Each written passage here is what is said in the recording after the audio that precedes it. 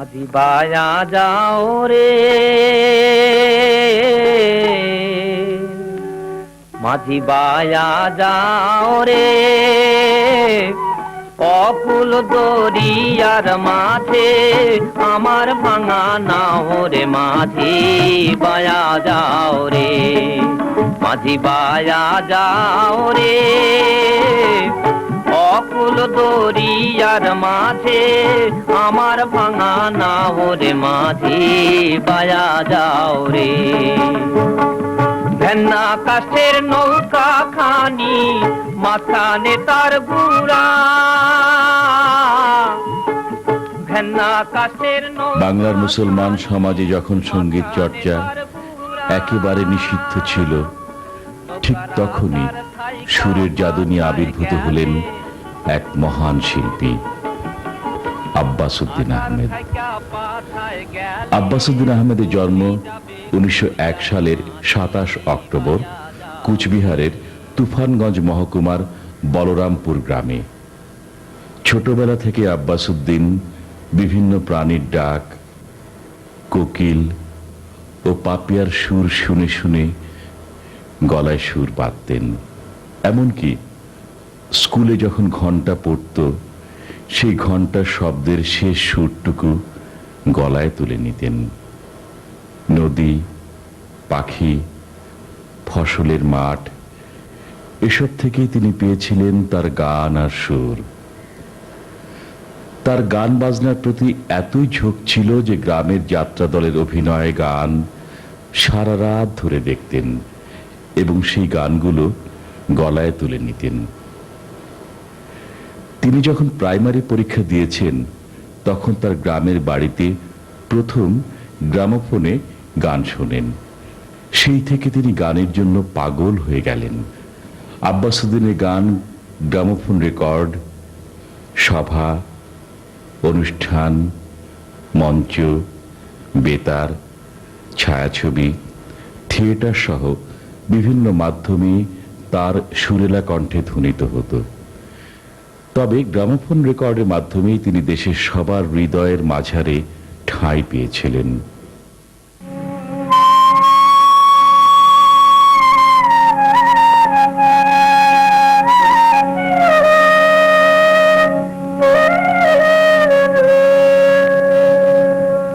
ও সুখের ময়না রে,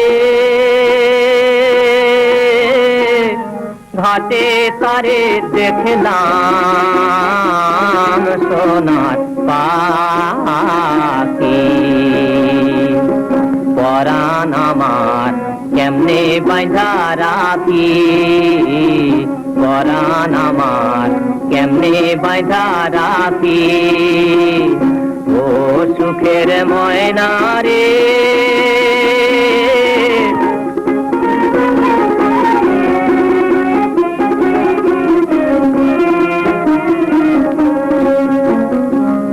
কোন গিরতে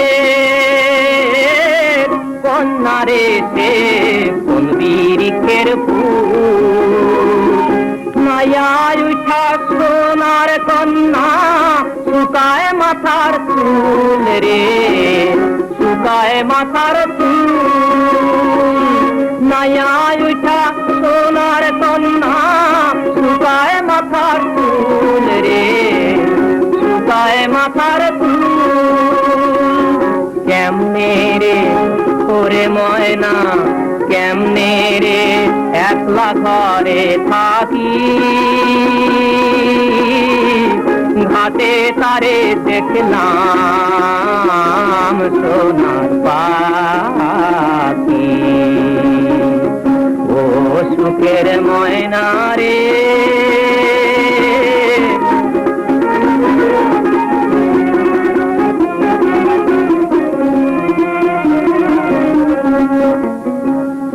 এক যে ভালো মায়ের স্নেহ, আর এক ভালো মাটি, এই মাটিতেই ফসল ফলাই সোয়ার শীতল পাটি, ও সে সোয়ার শীতল পাটি। আর এক ভালো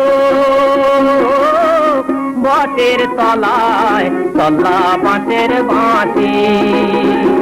সবার ভালো সেই সে কন্যার বাঁকা ঠোঁটের হাসি রে হায়, বাঁকা ঠোঁটের হাসি।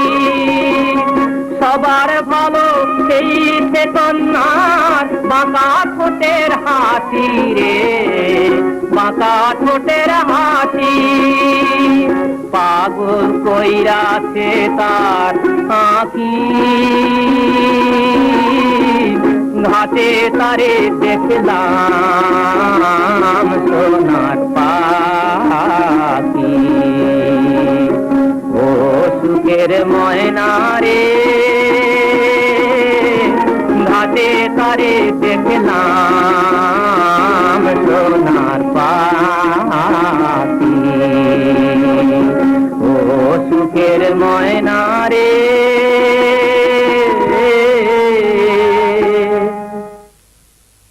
ব্যক্তিগত জীবনে আব্বাস উদ্দিন সহজ সরল এবং খুব সাধারণ জীবনযাপনে অভ্যস্ত ছিলেন। আমার শ্বশুর আব্বাস উদ্দিন সাহেব একজন অসাধারণ হৃদয়বান, স্নেহশীল, কোমল হৃদয়ের ব্যক্তি ছিলেন। পিতা হিসেবে তার কোনো তুলনা ছিল না, ঠিক তেমনি শিল্পের জগতেও তিনি ছিলেন অতুলনীয়। আমি খুব শৈশবে পিতৃহারা। আমার আব্বাকে হারিয়েছি আমার বোধ হওয়ার অনেক আগে, সেই সিলেটে সুরমা নদীর তীরে আমরা থাকতাম। তারপর থেকে মায়ের স্নেহে মানুষ হয়েছি। পরবর্তীতে যখন বিয়ে হলো, শ্বশুর বাড়িতে এলাম, ততদিনে আব্বাস উদ্দিন সাহেব ইন্তেকাল করেছেন। কিন্তু আমার মনে হলো তিনি তো হারিয়ে যান নাই। আমার শ্বশুর খুব ভোরে উঠে ফজরের নামাজ পড়ে সবার আগে সুরেলা কণ্ঠে কোরআন শরীফ তিলাওয়াত করতেন। তারপরে তিনি নিজের হাতে বাগানের পরিচর্যা করতেন। তিনি সুন্দর করে চা বানিয়ে আমার শাশুড়িকে দিতেন। ভাবতে কি অবাক লাগে যে কত মহৎ একজন ব্যক্তি হলে স্ত্রীর বিছানার পাশে চা নিয়ে গেছেন, এমনটি আজকের দিনে ভাবতে সত্যি আমাদের খুবই আনন্দ হয়। তিনি শিল্পী ছিলেন, কিন্তু তার শিল্পের মধ্য দিয়ে তিনি মানুষের মধ্যে একটা আদর্শের বীজ বপন করতে চেয়েছেন। তিনি সকলকে বলেছেন, তোমরা ধার্মিক হও, তোমরা আল্লাহকে ভালোবাসো এবং তারই সঙ্গে সঙ্গে তোমরা মানুষের, সকল মানুষের পাশে গিয়ে দাঁড়াও। তিনি তার গান দিয়ে সমস্ত বাংলার মানুষকে আনন্দ দিয়েছেন এবং সেই গানের মধ্য দিয়ে তিনি দেখিয়েছেন যে একজন শিল্পী কত আদর্শবান হতে পারেন। আমি দেখেছি তার হাতে লাগানো জুঁই ফুলের গাছ, যেটা হীরামন মঞ্জিলের মধ্যে সুবাস ছড়াচ্ছে, সেই জুঁই ফুলের গাছের মধ্য দিয়ে তার স্নেহের পরশটুকুই যেন অনুভব করা যায়। আমার শাশুড়ি বেগম লুৎফুন্নেসা আব্বাস, তার স্নেহময়ী চরিত্রের মধ্য দিয়েও আমি আমার শ্বশুরের স্নেহটাকে যেন অনুভব করেছি। আমি যখন প্রথম বিয়ে হয়ে শ্বশুর বাড়িতে এলাম, সেখানে ছিলেন আমার ভাসুর মুস্তফা কামাল সাহেব, আমার ননদ ফেরদৌসী, আমার শাশুড়ি এবং আমার যা ছিলেন, আমার ভাসুরের বাচ্চারা ছিলেন এবং অবশ্যই বুঝতে পারছেন আমার স্বামী ছিলেন। তার হাত ধরেই তো আমি এই বাড়িতে এলাম। তবে আমি যখন দেখলাম যে একটা সুন্দর শিল্পী পরিবার, সঙ্গীত প্রিয় পরিবার, তারা শুধু যে গান করেন তা নয়, তারা ধর্মকর্মর দিকেও তাদের সমান অনুরাগ রয়েছে, আকর্ষণ রয়েছে, তখনই কিন্তু আমার সত্যিকার অর্থে বেশি ভালো লেগেছে। আমার আব্বা ছিলেন মাদ্রাসার প্রিন্সিপাল, কাজে একজন শিক্ষকের আদর্শটাই কিন্তু আমাদের মধ্যে ছিল জন্ম থেকেই। সেই শিক্ষক পরিবার থেকে এসে আমি দেখলাম এই সঙ্গীত শিল্পী পরিবার, তাদের মধ্যেও রয়েছে সে একই আদর্শ। কাজী আব্বাস উদ্দিন সাহেবকে আমি স্মরণ করি, প্রতিদিন স্মরণ করি 5 বার আমার নামাজে আল্লাহ তাআলার কাছে মুনাজাতের মধ্য দিয়ে। এবং আমি চাই আমার বাচ্চারা, তার উত্তরসূরিরা, তারাও যেন তাদের দাদার আদর্শ অনুসরণ করে একজন ভালো মানুষ হতে পারে।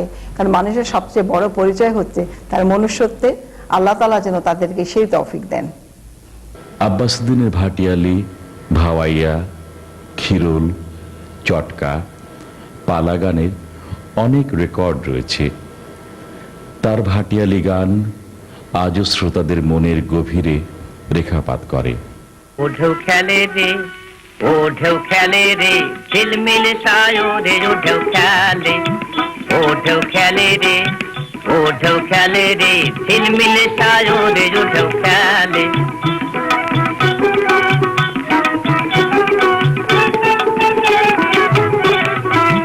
ও ঢেউ খেলে রে, ও ঢেউ খেলে রে, ঝিলমিল সায়রে ও ঢেউ খেলে। আমার শ্রী গুরু সোবায়া নাও কেমনে যাবে মারা উঠেও খেলে রে উঠেও খেলে রে ঝিলমিল সায়রে উঠেও খেলে আমার শ্রী গুরু সোবায়া নাও কেমনে যাবে মারা উঠেও খেলে রে উঠেও খেলে রে ঝিলমিল সায়রে উঠেও খেলে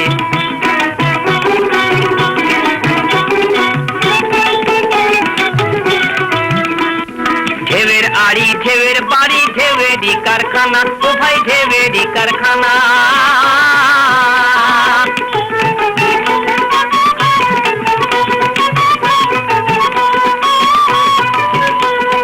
ঢেউয়ের আড়ি ঢেউয়ের বাড়ি ঢেউয়েরই কারখানা ও ভাই ঢেউয়েরই কারখানা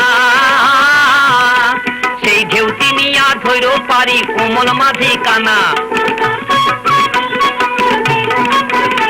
সেই ঢেউ তিনিয়া ধৈর পারি কোমল মাঝি কানা উঠেও খেলে রে উঠেও খেলে রে ঝিলমিল সায়রে উঠেও খেলে উঠেও খেলে রে উঠেও খেলে রে ঝিলমিল সায়রে উঠেও খেলে আমার শ্রী গুরু সোয়ারা নাও কেমনে যাবে মারা উঠেও খেলে রে উঠেও খেলে রে ঝিলমিল সায়রে উঠেও খেলে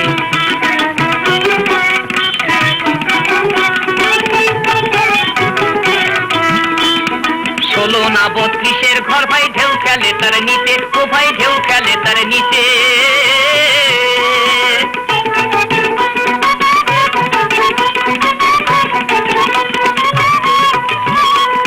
ষোলো না 32-এর ঘর ভাই ঢেউ খেলে তার নিচে ও ভাই ঢেউ খেলে তার নিচে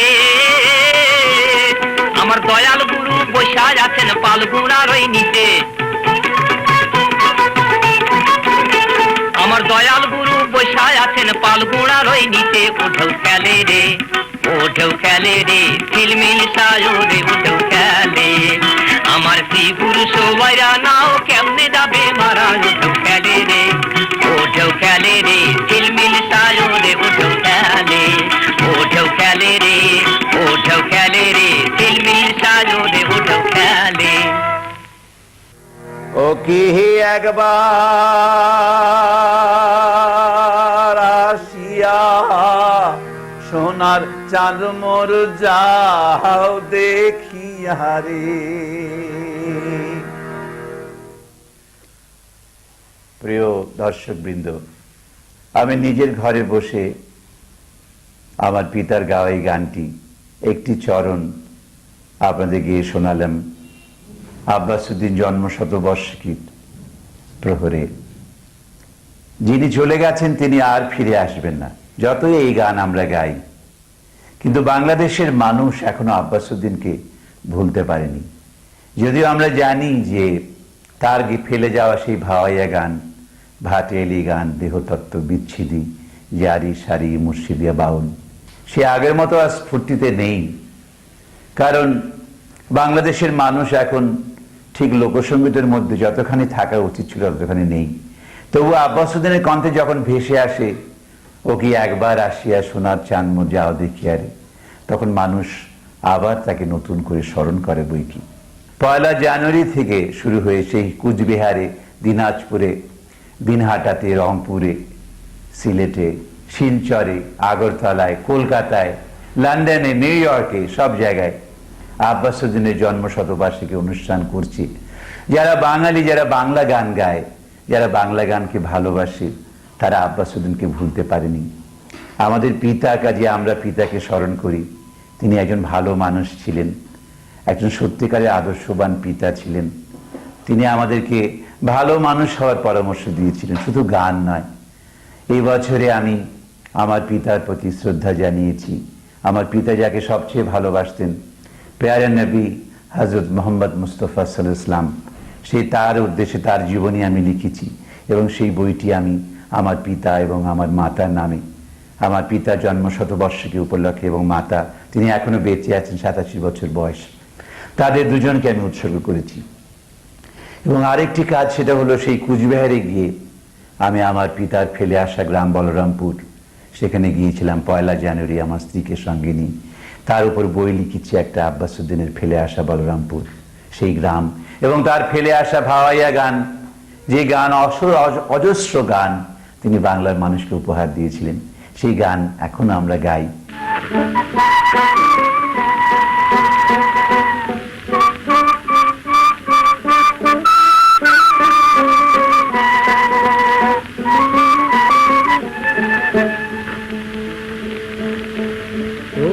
গাড়িয়াল ভাই কত রব আমি পঞ্চের দিনকে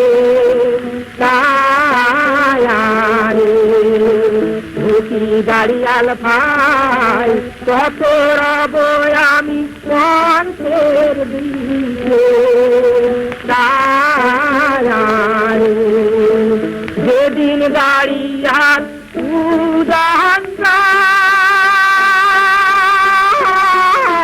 নারীর মন মরা রয় রে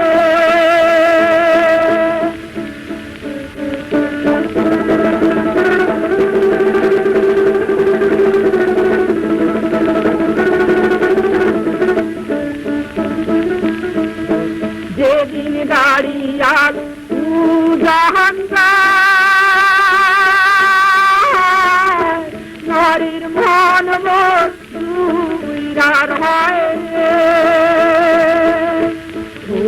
গাড়িয়াল ভাই থাকাও গাড়ি তুই তিন মারির বন্দরে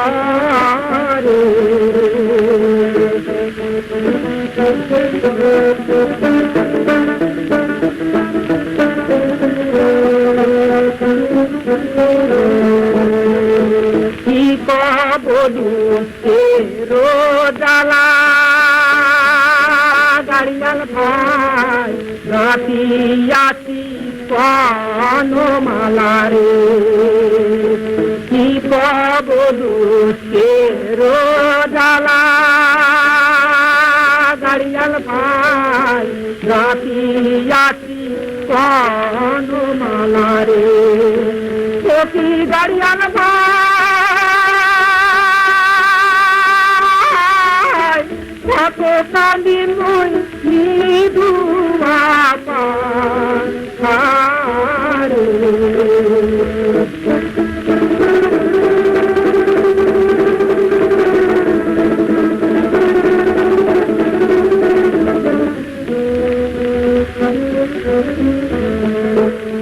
কি গাড়িয়াল ভাই কত কালি মই নিদুয়া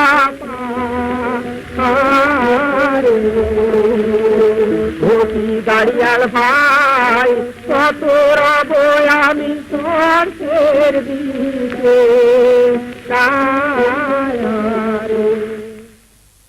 দেশের মানুষ তারা লোকসঙ্গীতকে ভালোবাসুক। তিনি সমস্ত ইসলামী গান রেখে গিয়েছিলেন, রেখে গেছেন, নজরুলের গান রেখে গেছেন এবং ভালো ভালো যেগুলো রাগ ভিত্তিক গান রেখে গেছেন সেগুলো বাংলাদেশের মানুষ আবার তাদের কণ্ঠে তুলে দিই। অনেক সিডি বেরিয়েছে, তার ক্যাসেট বেরিয়েছে, আমরা এই সমস্ত গান গেয়েছি। তো আজকের দিনে আমি শুভেচ্ছা জানাচ্ছি বাংলাদেশের মানুষকে এবং বাংলাদেশের বাইরে যারা বাংলা ভাষা মানুষ আছে, যারা বাংলা গানকে ভালোবাসে, তাদেরকে শুভেচ্ছা জানাচ্ছি এবং আপনাদের কাছে অনুরোধ করছি যেন এই 100 বছরের পূর্তি সময় আমার আব্বার জন্য আপনার দোয়া করেন যেন আল্লাহ তাকে বেহেশত বাসী করুন।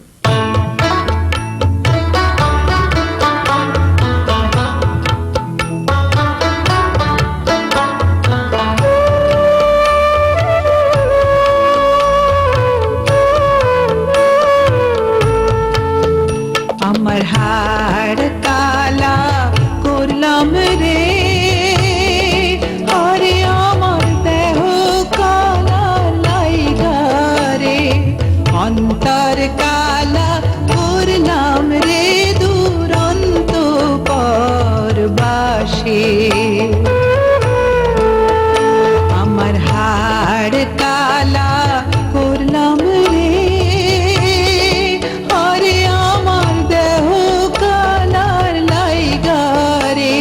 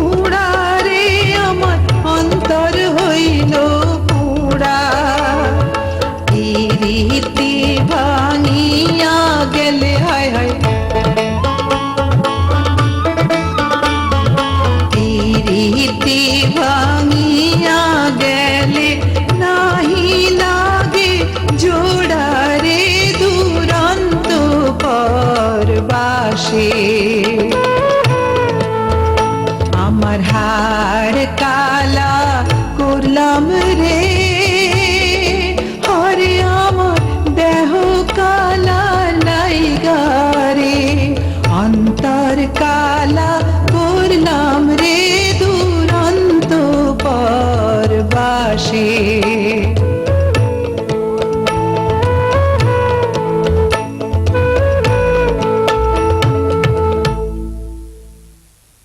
আব্বাসুদ্দিনের এই জন্ম শতবার্ষিকীতে আমরা আশা করব তার সকল গান সংগ্রহ, সংরক্ষণ ও প্রচারের ব্যবস্থা করা হবে। তাহলে তিনি নতুন প্রজন্ম এবং আমাদের সকলের মাঝে চিরদিন বেঁচে থাকবেন। রমজানের ওই রোজার শেষে এলো খুশি ঈদ, কোন রমজানের ওই রোজার শেষে এলো খুশি ঈদ।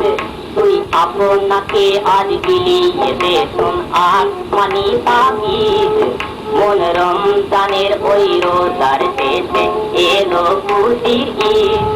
তোর সোনা দানা বালা পানা সব রহে লিল্লাহ, তোর সোনা দানা বালা পানা সব রহে লিল্লাহ।